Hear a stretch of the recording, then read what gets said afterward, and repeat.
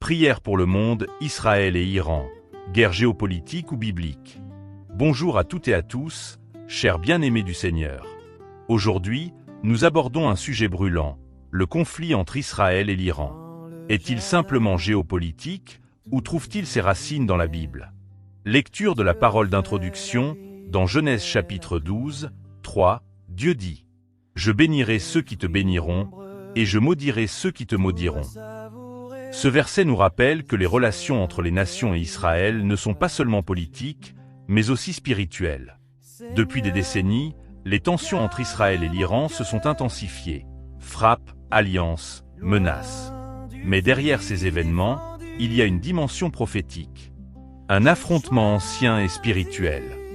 Depuis la révolution islamique de 1979, l'Iran s'est positionné contre Israël, soutenant des groupes hostiles comme le Hezbollah et le Hamas.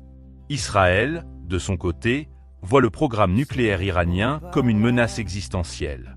Ce conflit dépasse les frontières. Il touche la Syrie, le Yémen, l'Irak et inquiète le monde entier. Un enjeu prophétique.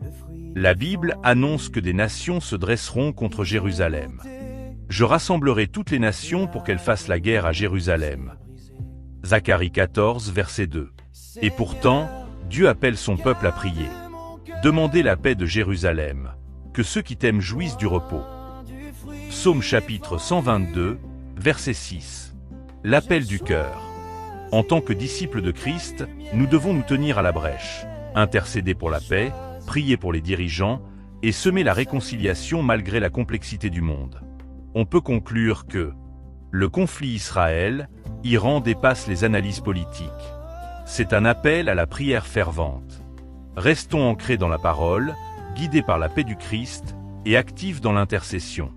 Heureux ceux qui procurent la paix, car ils seront appelés fils de Dieu. Matthieu chapitre 5, verset 9. Prière finale d'ensemble. Seigneur Tout-Puissant, nous venons devant toi avec des cœurs brisés. Père, cette guerre détruit des vies, des familles, des nations entières. Même en dehors de ces pays, les peuples souffrent. Il n'y a plus de pain sur les tables, à cause des prix qui ont flambé, plus d'essence pour se déplacer, les prix deviennent de plus en plus inatteignables, nous sommes fatigués et accablés. Soutiens nos corps et nos âmes qui souffrent tant. Entends les cris des enfants qui ont faim, des mères qui pleurent, des pères qui ne savent plus comment protéger leur foyer. Protège les innocents, garde ceux qui sont menacés, et étends ta main sur toutes les régions en conflit. Donne du pain à ceux qui ont faim. Donne du repos à ceux qui sont épuisés. Donne du courage à ceux qui ont perdu l'espérance. Donne la paix aux nations qui s'entre-déchirent. Seigneur, toi le prince de la paix, fais descendre ta lumière au milieu des ténèbres. Établis ton règne de justice et de réconciliation. Console les cœurs fatigués, relève les peuples abattus, et fais taire le bruit des armes. Nous remettons entre tes mains Israël, l'Iran, et toutes les nations en guerre.